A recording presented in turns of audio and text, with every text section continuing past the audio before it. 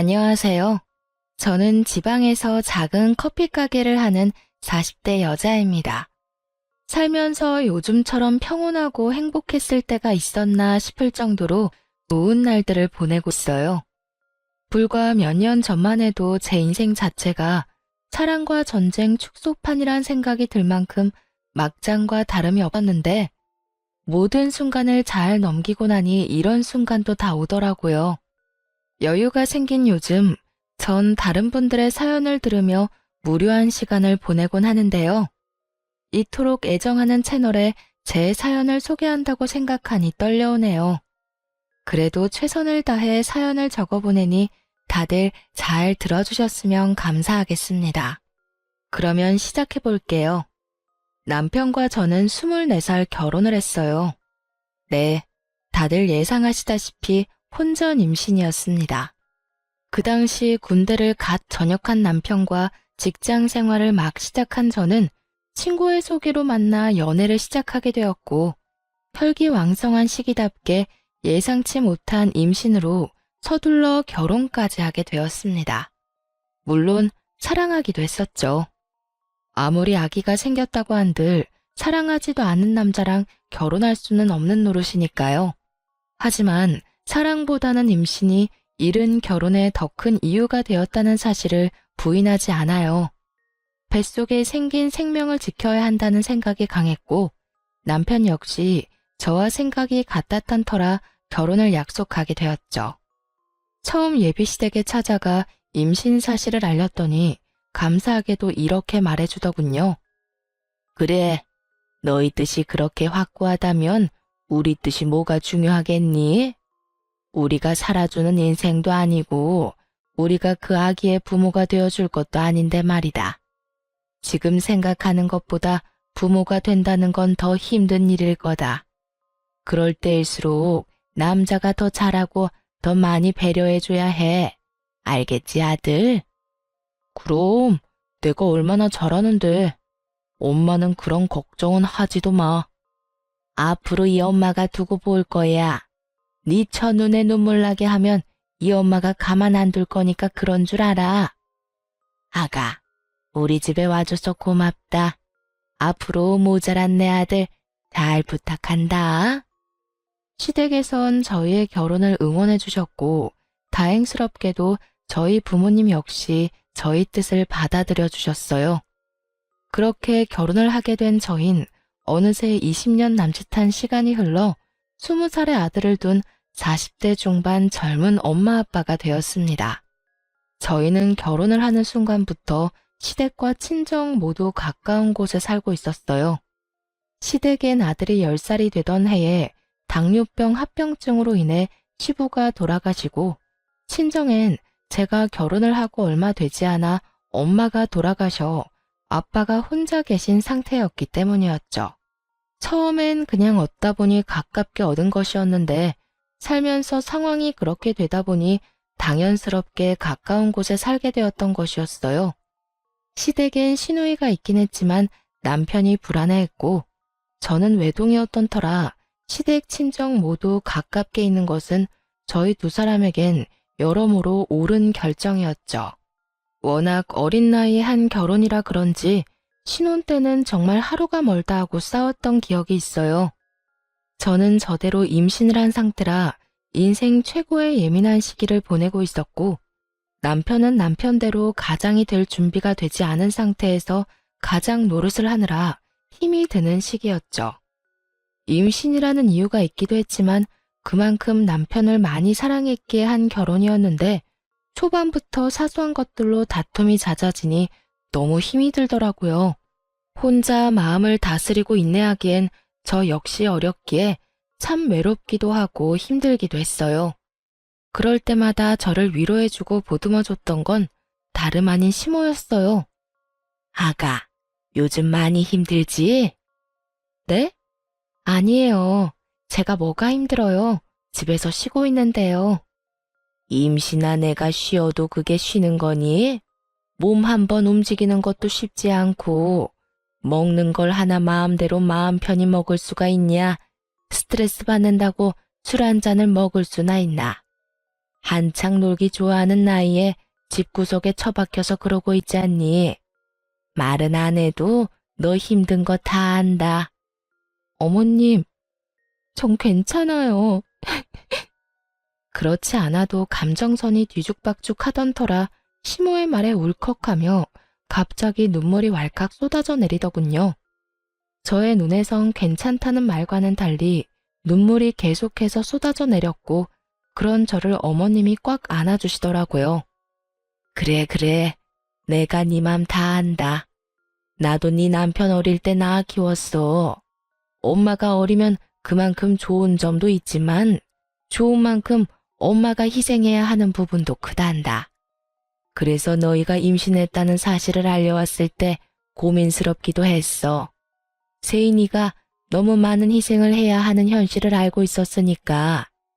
그런데 세이야, 이 시기가 지나고 아기가 태어나면 이 고생들과 희생들을 다 보답받을 수 있는 날이 분명 온단다.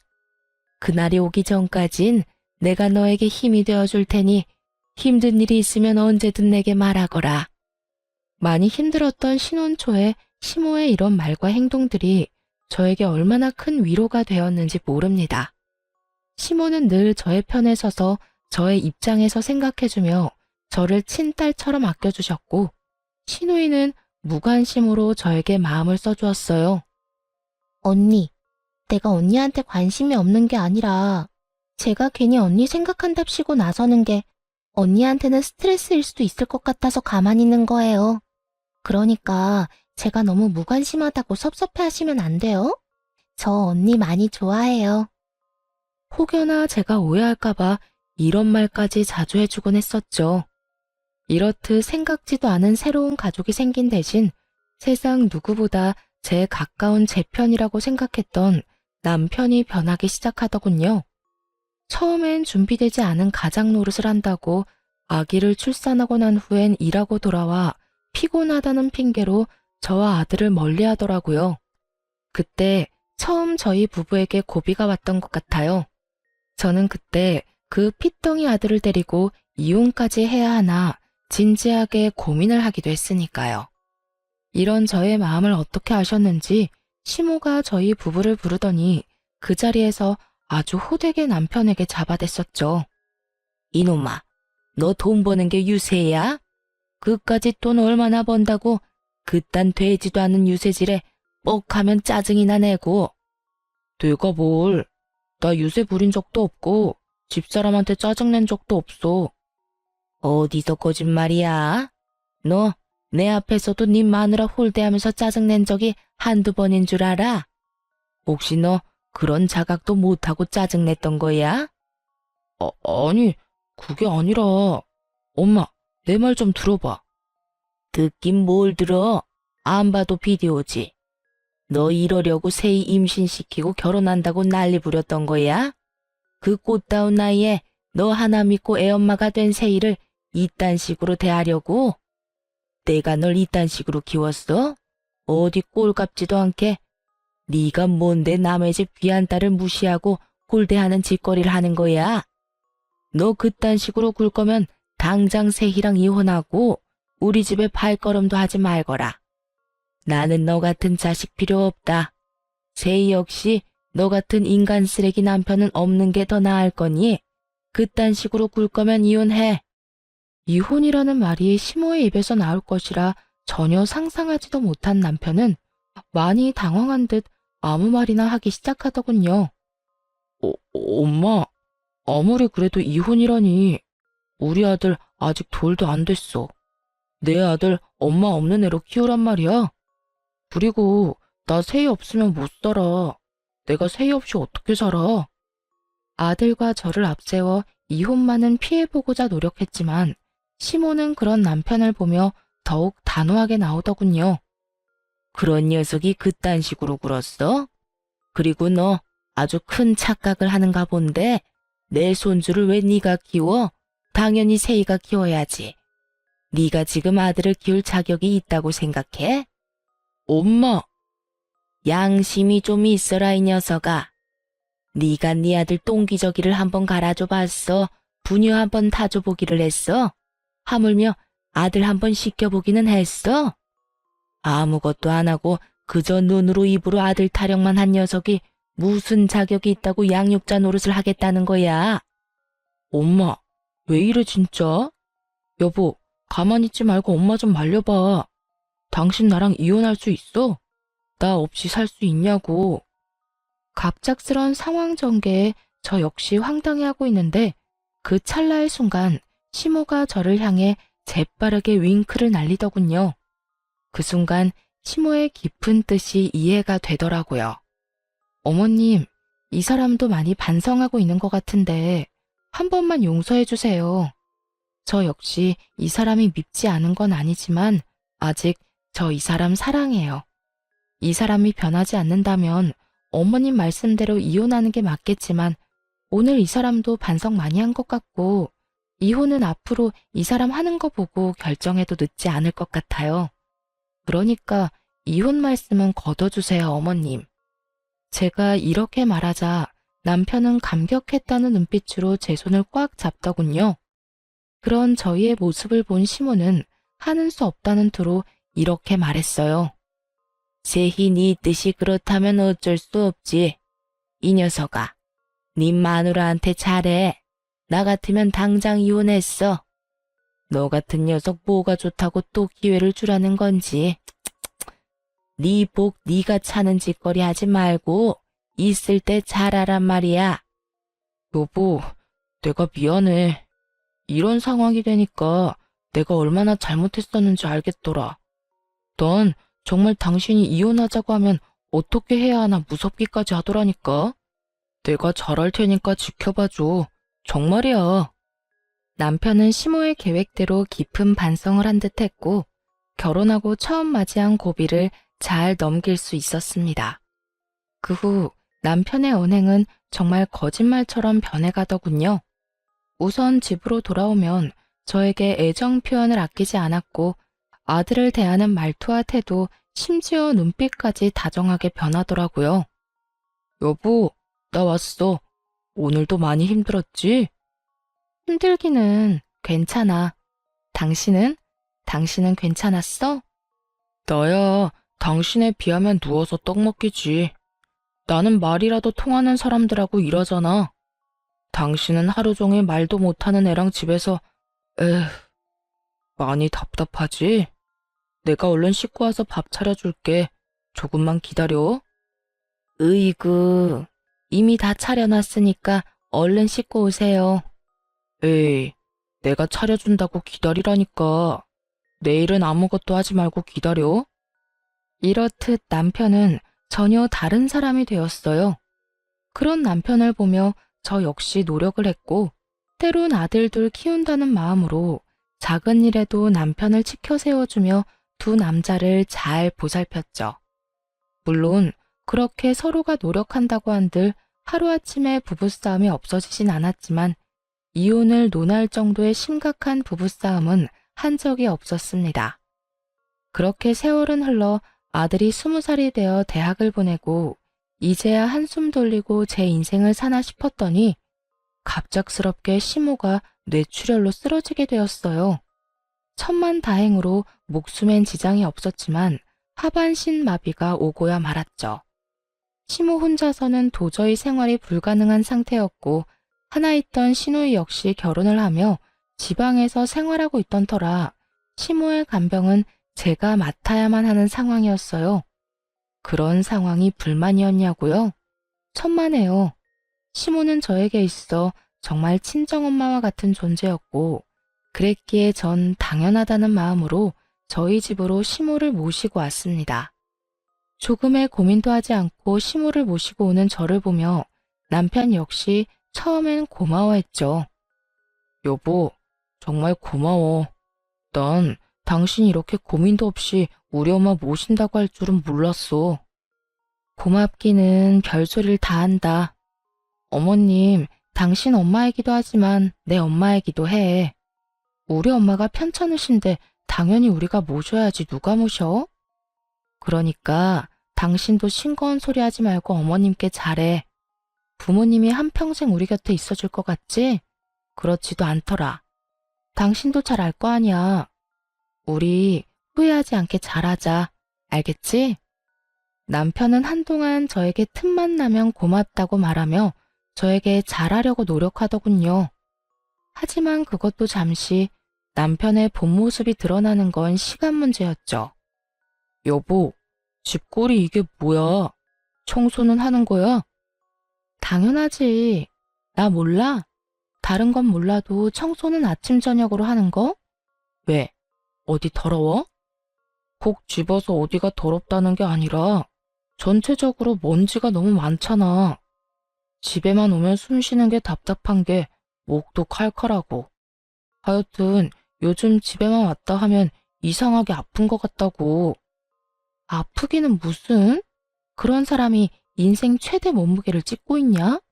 솔직히 말해봐. 무슨 일 있지? 그래서 이렇게 예민한 거지? 무슨 일은 무슨. 정말 먼지가 많다니까. 잔말 말고 집 대청소나 좀 해. 집이 깨끗해야 들어올 맛이 나지. 청소만큼은 자신 있는 저였는데 그런 저에게 청소로 트집을 잡으니 이상하다 싶더군요. 청결에 그렇게 예민하지도 않은 사람이 말이죠. 거기에다 출장이다 뭐다 갖은 핑계를 대며 외박을 하는 날도 생겨나더군요. 여보, 나 출장 가. 간단하게 짐 좀 챙겨줘. 출장? 또 출장이야? 이때껏 출장이라고는 없더니 요즘 출장이 잦네?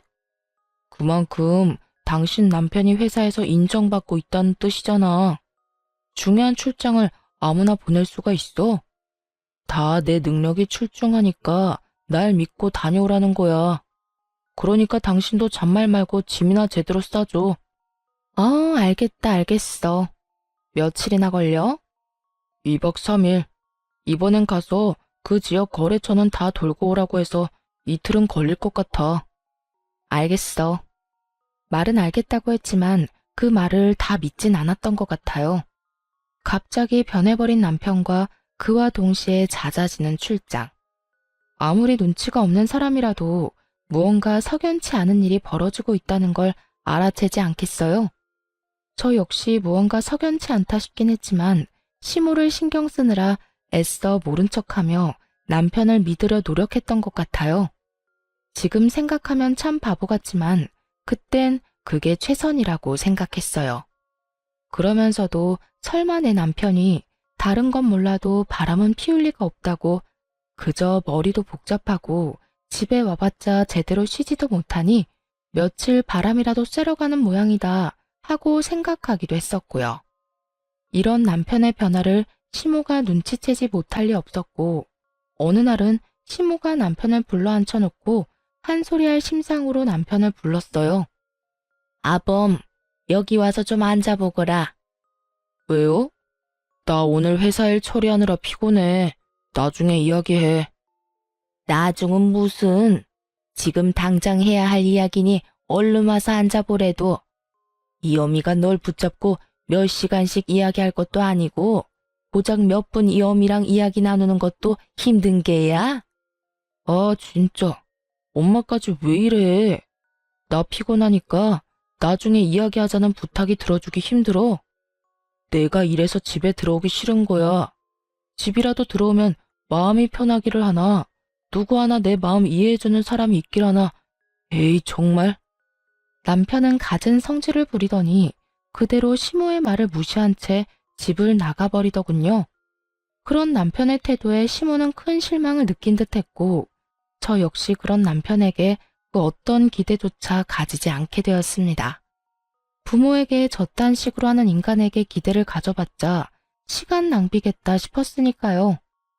그렇게 저희에게 실망감을 안겨준 남편은 외박을 하지 않는 날엔 늦은 밤 집으로 돌아와 잠만 자고 나가버리더군요. 상황을 풀어보겠다는 의지조차 없는 사람처럼요. 저 역시 그런 남편에게 그 어떤 행동도 취하지 않으려 그저 시모를 잘 보살피는 것에 온 신경을 쏟으려 노력했어요. 그렇게 한 집에 살지만 남남처럼 지내던 어느 날 시모가 저를 불러 앉히더니 진지한 얼굴로 서류 봉투 하나를 건네주더라고요. 그 봉투 안엔 남편이 낯선 여자와 외도를 저지르는 모습이 담긴 사진과 상간녀의 나이부터 사는 곳, 하는 일까지 세세하게 적힌 종이가 들어있더군요. 손이 덜덜 떨려오고 믿을 수 없는 사실에 생각마저 멈춰버리더군요. 그 순간 시모가 저의 손을 잡아주었고 그제야 정신을 차린 제가 마음을 가다듬고 시모에게 물었어요. 어머님, 이게 다 뭐예요? 내가 참 할 말이 없구나. 내가 아무래도 이 녀석 하는 꼴이 수상해서 돈 주고 사람을 붙여봤더니 이 녀석이 결국 너한테 이런 잘못까지 저지르고 있더구나. 어찌해야 할 바를 모르겠더라고요. 그 자리에서 무너져 내리기엔 시모의 걱정이 너무 클 것 같고 그렇다고 아무렇지 않은 척하기엔 밀려오는 배신감이 너무나도 컸으니까요. 시모는 이러한 제 심정을 다 안다는 듯 이렇게 말하더군요. 거기에다 다른 건 몰라도 외도만은 아닐 거라고 그렇게 믿고 또 믿었는데 그렇게 제 두 눈으로 다 보고 나니 상황을 받아들이게 되면서도 애써 부인하고 싶기도 한 이중적인 생각이 머릿속을 복잡하게 만들었어요. 세희야, 너 이혼해. 나 걱정하지 말고 그냥 이혼하거라. 너도 알다시피 나한테 내 한 몸 건사할 만큼의 돈은 충분히 있어. 요즘 돈만 있으면 요양원도 천국이라고 하더라. 그러니까 내 걱정하지 말고 너도 네 갈 길 가. 애도 이제 다 컸겠다. 여기서 발목 잡혀 살지 말란 말이야. 어머님, 아무리 그래도 제가 어머님을 두고 어떻게 이혼을 하겠어요. 그리고 요양원이라뇨. 아무리 좋은 요양원이더라도 자식들이 자주 오가야 하는데 아범이 그럴 리도 없고. 아무튼 안 돼요, 어머님. 아니다, 아니야. 말만이라도 고마우니 이혼하거라. 너 아직 40대 중반밖에 안 됐어. 넌 어떻게 생각할지 몰라도 아직 꽃다운 나이란 말이야. 얼마든지 새 출발할 수도 있고 아직 뭐든 시작할 수 있는 나이야. 그러니까 이혼하고 새 출발해. 평소 강직하던 시모는 이렇게 말하며 울고 있더라고요. 저에 대한 미안함과 아들에 대한 배신감이 뒤섞여 한참을 우시는데 저도 함께 울어버렸습니다. 그렇게 폭풍 같은 날이 지나고 시모는 저에게 시간이 날 때마다 이혼을 이야기하고 있었고 전 저대로 고민에 빠져 있었어요. 남편 놈만 생각하자면 당장이라도 그 머리털을 다 뽑아놓고 이혼을 해도 모자랄 지경이었지만 그렇게 이혼을 해버린다면 시모가 제 명에 살지 못할 것이 뻔했으니까요. 그렇다고 해서 어머님을 위해 그 모든 걸 인내하고 살자니 제가 화병이나 죽을 것만 같았고요. 이렇듯 저의 고민이 깊어지던 어느 날, 저의 깊은 고민을 날려주는 사건이 일어났어요. 갑자기 건강하시던 아빠가 쓰러진 것이었어요. 다행히 건강엔 이상이 없었지만 나이도 있으신지라 한동안 병원에 지내며 여러 검사와 안정을 취하기로 했습니다. 시모에 이어 아빠까지 이런 일이 일어나니 정말 심적으로 너무 힘들더군요. 거기에다 남편까지 그 모양이니 어디 마음 들 곳 하나가 없어 더욱 힘들었어요. 그런데 그런 저에게 집으로 돌아온 남편이 다짜고짜 핵폭탄급 난리를 부리기 시작했어요. 이야기 다 들었어. 장인어른 병원 입원하셨다며? 그건 또 어떻게 알았대? 엄마가 전화 왔더라. 그래서 하는 말인데 난 장인어른까지 모실 생각 없으니까 그렇게 알고 헛소리 할 생각도 하지 마. 뭐라고? 난 장인어른까지 모시고 살 생각 없다고. 우리 집이 요양원도 아니고 아픈 사람은 우리 엄마 한 명만으로도 버거워. 그러니까 장인어른 쓰러졌다는 핑계로 우리 집에 모시고 올 생각은 하지도 말라고. 난 두 노인애들 책임질 생각 따윈 없으니까. 제가 시모에게 어떻게 했는데, 그리고 지금까지도 제가 시모를 어떻게 모시고 있다는 걸 뻔히 다 보고 있는 남편놈이 있단 말을 하니 정말 저게 인간이 맞나 하는 생각마저 들더군요. 아무리 상간녀에 미쳐 제정신이 아니라고 한들 인간으로서의 도리가 있는 것인데 그 순간 남편 새끼는 도리란 없는 인간처럼 굴고 있었어요. 저희 아빠, 저도 생각 같아선 집에서 모시고 싶은 마음이 굴뚝이었습니다. 하지만 아시다시피 여자 힘으로 아무런 도움도 없이 혼자 아빠를 돌본다는 것이 거의 불가능에 가까운 일이란 걸 저는 누구보다 잘 알고 있었어요. 그랬기에 슬프고 죄송하지만 애초에 집에서 모시는 것이 아닌 필요할 시에 따라 병원 신세를 져야만 한다고 각오도 하고 있었고요. 그런데 남편놈이 그딴 소리를 하니 저 역시 참을 수가 없더군요. 책임? 언제부터 네가 어머님을 책임지고 있었다고 감히 책임이란 단어를 입에 올리는 거야? 넌 어머님이 우리 집에 오는 그 순간부터 이 집에서 한 거라곤 먹고 자고 싼 거밖에 없어. 그런 주제에 감히 뭐? 책임? 야, 지나가던 개가 웃겠다. 그리고 네 엄마는 모시는데 왜 우리 아빠는 안 된대? 네가 무슨 자격으로? 우리 아빠를 어디에 모시건 내 자유고 내 마음이니까 넌 상관하지 말고 하던 대로 살아. 늘 그렇듯 집에 신경 끄고 살라고. 금방이라도 아빠를 모시고 살 것처럼 구는 저의 태도에 남편놈은 머리를 쓸어넘기며 저를 노려보더군요. 한참을 노려보고 서 있던 남편은 이내 저에게 이혼을 통보하기 시작했어요. 내가 말했지. 난 절대 장인어른까지 모실 생각 없다고. 당신이 정 장인어른까지 끼고 살고 싶으면 나랑 이혼하고 모셔. 이혼이라는 말이 혀끝에 달려있는 사람이 누군데 적반하장도 유분수지 잘도 이혼하자고 짓거리더군요. 지금 이혼이라고 했니? 그래, 나는 죽어도 장인어른까지 모시는 꼴은 못 보겠고 당신은 죽어도 장인어른을 모시고 싶은 거잖아. 그러니 어쩌겠어. 이혼이라도 해야지. 그런 줄 알고 이혼 준비나 해도. 그래, 이혼해. 누가 무서워할 줄 알아? 잘 됐네. 근데 말이야, 너 이혼 사유는 너한테 있는 거 알지? 뭐? 이혼 사유? 그래, 네가 네 아빠 모시고 싶어서 이혼하는 거니까 이혼 사유는 너한테 있는 거지. 그러니까 내 아들도 재산도 아무것도 너한테 못 주니까 네 짐 챙겨서 이 집에서 나가. 뭐? 몸만 나가라고? 네가 인간이니? 그래도 내가 20년 동안 너한테 한 게 있는데 어떻게 나한테 이딴 식으로 할 수가 있어?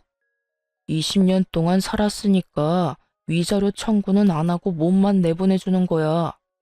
네가 나한테 따지고 들 게 아니라 오히려 고마워해야 하는 거라고. 아, 우리 아들 얼굴은 가끔 보게 해줄게. 그건 걱정하지 마. 이 와중에 저에게 위자료 한 푼도 아까웠는지 유책 배우자를 저로 몰고 가기 시작하더군요. 어찌나 뻔뻔한지 그 뻔뻔한 면상을 확 걷어차주고 싶은 심정이었어요. 거기에다 외도까지 저지르고 있는 주제에 감히 아들까지 입에 올리다니. 저의 전투 의지가 활활 불타오르는 것이 다 느껴지더군요. 아, 그래. 이런 말이 있지. 길고 짧은 건 대봐야 한다고. 두고 보자. 재산은 누구한테 더 많이 주어질지, 우리 아들은 누가 데리고 가게 될지. 거기에다 위자료는 누가 누구한테 주게 될지 말이야. 뭘 상상하든 그 이상을 겪게 될 테니까. 제가 모든 사실을 알고 있다는 사실을 꿈에도 알지 못하는 남편놈은 재수없게 실실 비웃으며 이렇게 말하더군요. 마지막 발악을 해보시겠다. 그래. 다 해봐. 참고로 변호사 비용 만만치 않다. 괜한 오기로 아까운 돈 쓰지 말라고 미리 이야기해주는 거니까 새겨들으라고. 내 걱정 말고 네 걱정이나 해. 그리고 이 집은 이혼하기 전까진 내가 지낼게. 그 정도는 해줄 수 있지? 그래, 그 정도는 양보해줄게. 어차피 엄마 병원 알아볼 동안엔 엄마 병수발 들 사람이 필요하기도 하고 너도 이 집하고 엄마한테 인사는 해야 할 테니까. 그럼 법원에서 보자. 남편은 의기양양한 태도로 집을 나갔고 도끼를 가득 품은 채 이혼을 준비하게 되었습니다. 우선 전 남편에게 위자료 청구를 함과 동시에 상간녀 소송까지 걸어버렸고 모든 사실을 한 남편에게서 전화가 왔더라고요. 너 미쳤어? 조용히 이혼하자고 했더니 위자료 청구에 상간녀 소송까지 걸어? 네가 감히 누구한테 상간녀 소송을 걸어? 미안함이라곤 전혀 느껴지지 않는 남편의 말을 들으며 아들의 아빠고 나발이고 철저하게 완벽한 복수를 해줘야겠다는 생각만 들더군요. 그런 생각이 들자 남편에게 참 고맙더라고요. 사실 아이의 아빠기도 하고 그간 살았던 세월이 있어서 그런지 이렇게까지 해서 나에게 남는 게 뭘까 하는 생각도 들곤 했었거든요. 그런데 이렇게까지 인간 쓰레기적인 면모를 아낌없이 보여줘 제 마음을 가볍게 해주었으니까요. 감이라니. 이럴 땐 감이가 아니라 당연하다고 하는 거야. 남편이 웬 젊은 여자랑 바람 피우고 있는데 당연하게 상간녀 소송 정도는 걸어줘야 하지 않겠어? 네가 이런다고 달라지는 게 뭔데? 뭐, 그까짓 돈? 그것 때문이야? 고작 돈 때문에? 고작 돈 때문이겠니? 내가 그렇게 돈에 미친 여자는 아니란 걸 잘 알잖아. 내가 상간녀 소송까지 하는 이유는 당연히 해야 하는 일이기야 하는 거야. 인생은 너랑 그딴 년 때문에 막장이 되어버렸는데 그녀는 행복하게 하하호호 웃으며 사는 꼴을 그냥 보고 있을 수만은 없잖아. 너도 그년도 적어도 인간이면 소송하는 중에 최소한 내가 저지른 불륜이 법에 위반되는 나쁜 일이구나 하는 정도의 생각은 하겠지. 그러니까 부디 아무 의미 없는 소송이 아니길 바란다. 알겠냐? 제가 이런 말까지 했는데도 불구하고 남편과 상간녀는 전혀 반성 따위는 모르는 사람처럼 굴더군요. 소송을 하는 내내 제가 보란 듯이 남편은 상간녀를 옆에 끼고 다니며 조롱했고 상간녀 역시 저를 무시하는 말들을 서슴없이 하며 남편의 품에 안기는 행동을 하기도 했으니까요. 꼴이 그게 뭐야? 하긴 두 노인네 뒷바라지하느라 정작 본인 챙길 시간은 없나 봐. 어머, 아무리 그렇다고 해도 무슨 여자가 립스틱 하나 안 발랐대? 저런 꼴이니 오빠가 한눈이나 팔았겠지. 오빠, 걱정 마. 난 오빠랑 결혼해도 절대 망가지지 않을 거니까. 늘 이 모습 그대로 오빠 곁에 있을 거야. 꼴값도 참 여러 가지로 한다 싶었어요.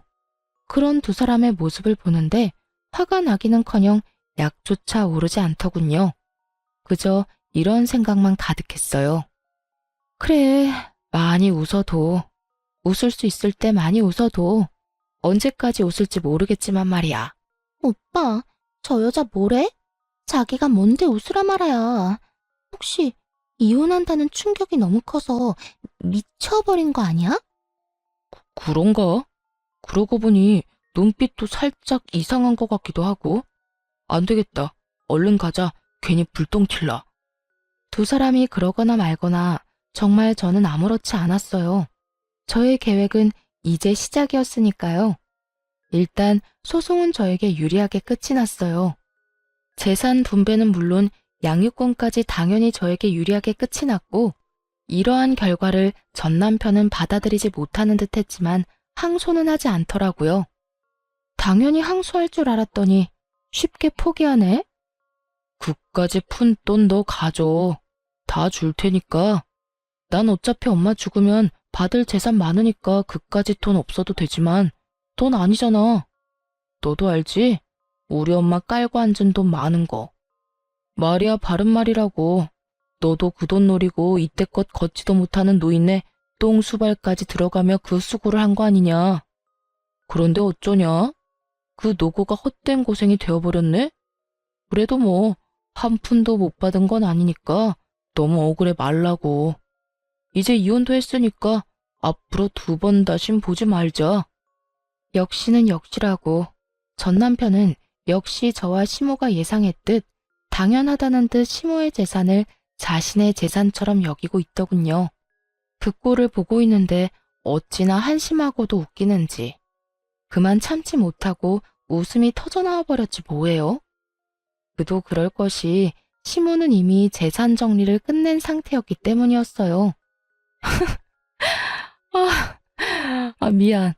당신 말 듣고 있으니까 참을 수가 있어야지. 미친 사람처럼 웃는 저를 보며 남편은 어리둥절한 표정을 지어 보였고 상간녀는 제가 병균이라도 되는 듯 남편의 뒤로 숨어버리더군요. 아, 너 모르고 있구나. 하긴 어머님께 관심이 전혀 없으니까 몰랐을 수도 있겠다. 그게 무슨 말이야? 내가 모르긴 뭘 모른다는 말이야. 네가 그렇게 믿고 있는 그 재산, 그거 이제 없어. 그러니까 그 재산이 왜 없냐고. 없긴 왜 없어? 나하고 내 아들한테 사이좋게 나눠주셨으니까 없지. 그렇습니다. 어머님은 제가 이혼을 결심한 그 순간부터 재산 정리를 시작하셨고, 전 남편에게 단 한 푼도 남기지 않으시고, 저와 제 아들에게 모든 재산을 분배해 주셨죠. 전 남편 놈이 믿고 있던 것은 시모의 재산뿐이었을 텐데, 제 말을 들은 전 남편의 얼굴은 사색이 되어버렸죠. 물론 남편의 옆구리에 매달려 있던 상간녀의 얼굴도 별반 다르지 않았고요. 뭐라고? 그 재산 어머님이 진작 나하고 내 아들한테 다 주셨다고. 그러게 어머님한테 좀 잘하지 그랬어. 여자한테 미쳐서 가정이고 부모고 다 내팽개치고 발정난 개새끼처럼 발발거리고 다니더니 꼴 좋다. 뭐? 발정난 개새끼? 너 말 다 했어? 다 했겠니? 너한테 하고 싶은 말 다 하려면 사흘 밤낮을 해도 모자랄 지경이야. 그런데 내 할 말 다 해봤자 뭐가 달라지겠니? 인간 말종이 사람이 되기를 하겠어? 반성이란 걸 하기는 하겠어? 너 진짜 말 그따위로밖에 못해? 다 됐고, 우리 엄마가 재산을 다 너희한테 줬다니 그게 다 사실이야? 그럴 리가 없잖아. 우리 엄마가 왜? 전 남편은 믿을 수 없다는 듯 저에게 되물어왔고, 상간녀는 화가 많이 난 듯 남편을 흔들며 울부짖더군요. 이게 다 무슨 소리야, 오빠? 그러면 오빠가 받을 재산이 하나도 없단 말이야? 이건 오빠 말이랑 달라도 너무 다르잖아. 아니, 다른 정도가 아니라 이건 거의 사기라고. 사기라니. 다른 사람도 아니고 자기가 나한테 어떻게 그런 말까지 해? 그럼 내가 이 상황에 우리 오빠 최고다, 우리 오빠 제일 좋아 하면서 엉덩이라도 두들겨 줄 거라 생각했어? 오빠가 뭐라고 그랬어? 이혼하고 나면 그 노인네 재산은 다 오빠 거라며. 그 돈으로 나 호강시켜준다고 했어, 안 했어? 그랬지. 그랬는데 내가 뭐 엄마가 그럴 줄 알았냐? 나도 몰랐다고. 몰랐다고 하면 다야? 이제 나 어떻게 해? 내 인생 어떻게 책임질 거야?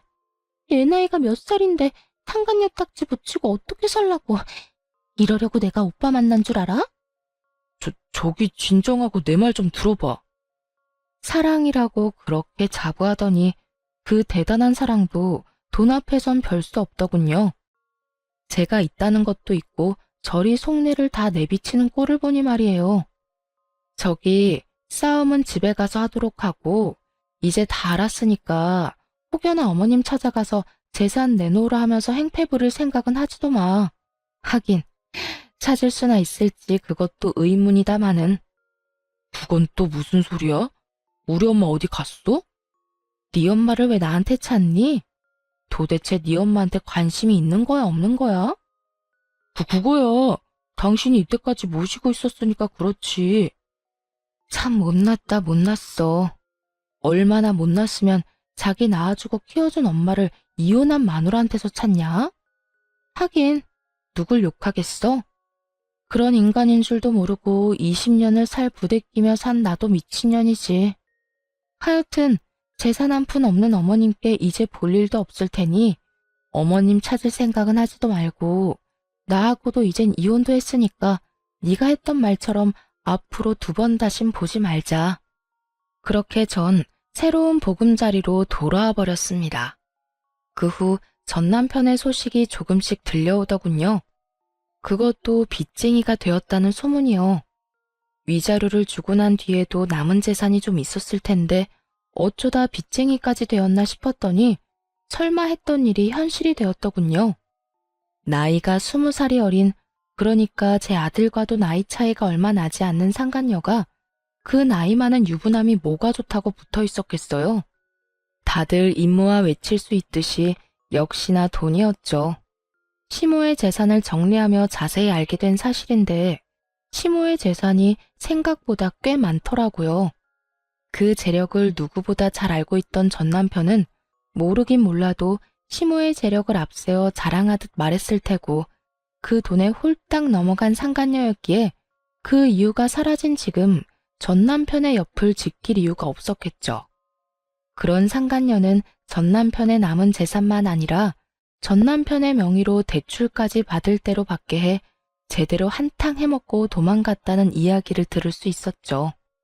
어디 양심도 없이 아들의 여자친구라 해도 믿을 수 있는 새파랗게 어린 여자와 감히 로맨스를 꿈꾸더니 꼴 좋다 했어요. 통쾌한 소식을 듣고 난 후 얼마 지나지 않아 전 남편에게 전화가 왔더라고요. 여보, 잘 지냈어? 이제 와서 내 안부가 궁금한 거야? 소문 들어보니 당신이 남 안부나 궁금할 처지가 아니던데.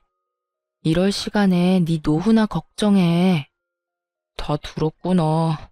그래, 나 그 빌어먹을 년이 돈 가지고 도망가는 바람에 꼴이 우습게 됐어. 그래서 요즘 힘들기도 하고. 그래서 그런지 요즘 따라 우리 아들이 너무 보고 싶더라고. 아들? 너 지금 아들이라고 했니? 너한테 아들이 어디 있어? 잊었니? 여자한테 미쳐서 가정이고 아들이고 다 버리고 간 거? 후회하고 있어. 내가 미쳤었나 봐. 극간년이 작정하고 꼬시는 줄도 모르고 당신도 버리고 아들도 버리고 이제 와서 새삼 당신한테 너무 미안하더라고. 입에 침이나 바르고 거짓말하지 그래? 나한테 미안하기는 개뿔. 다 듣기 싫으니까 하고 싶은 말 있으면 얼른 하지 그래. 그게 나 우리 아들 얼굴 한 번만 보여주면 안 될까? 정말 다른 뜻이 있는 게 아니라 아들이 너무 보고 싶어서 그래. 아들이 보고 싶다니 정말 구역질이 나더군요. 거기에다 다른 뜻이 있는 게 아니라는 걸 보니 다른 뜻이 있음이 뻔히 보였어요. 그건 바로 아들이 물려받은 재산임이 분명했고요. 개소리하고 있다. 다 됐고 내 아들은 너 보기 싫대. 너 죽어도 장례식장에도 갈 생각이 없다고 하더라. 그런 줄 알고 두 번 다시 연락도 하지 말고 우리 앞에 나타날 생각도 하지 마. 알겠어? 여보, 그러지 말고 정 얼굴 보여주는 게 힘들면 정말 이런 말까지 하고 싶지 않았는데 돈 좀 주면 안 될까? 나 정말 돈이 한 푼도 없어서 그래. 그년이 대출까지 있는 대로 받아서 도망가는 바람에 내 월급으로 감당도 안 되고 퇴직금도 진작 다 당겼어서 큰돈 구할 데도 없어.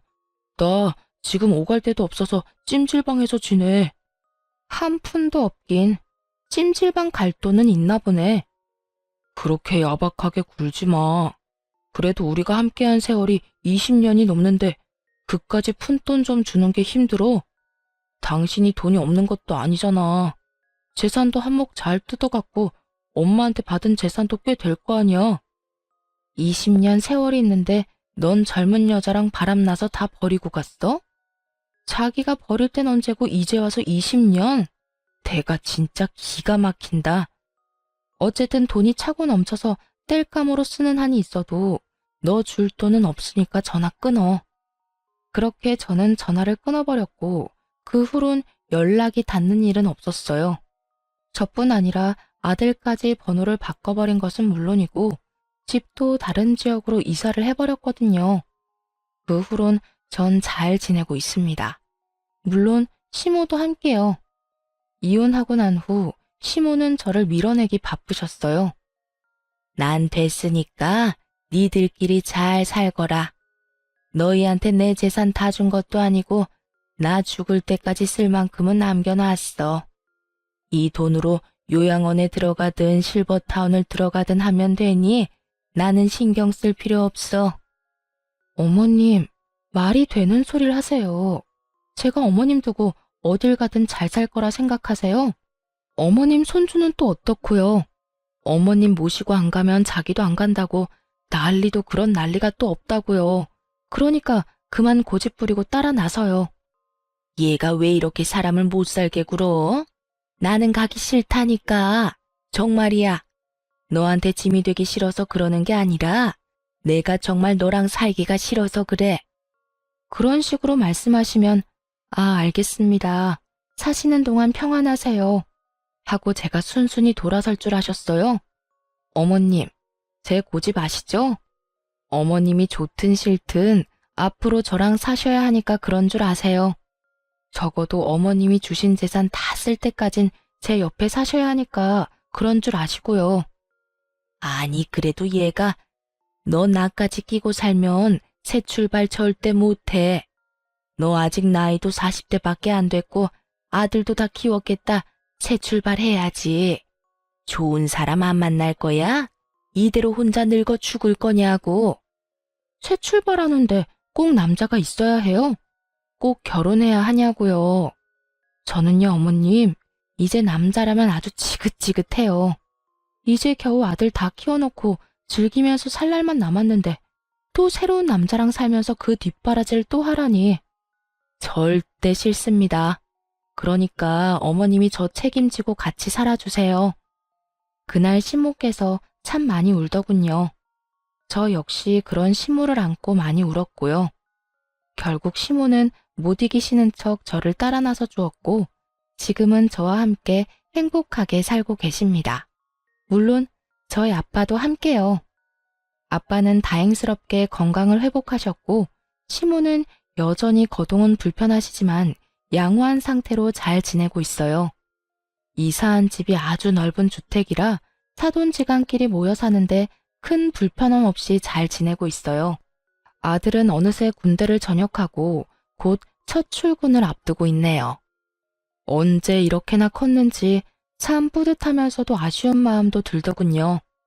언제까지나 품 안의 자식일 줄 알았는데 어느새 품에서 나가 혼자 살아갈 준비를 하는 아들의 모습을 보니까요. 그런 저의 마음을 알아챘는지 어느 날은 아들이 이런 말을 하더군요. 엄마, 이때까지 나 키워주느라 고생 많았어요.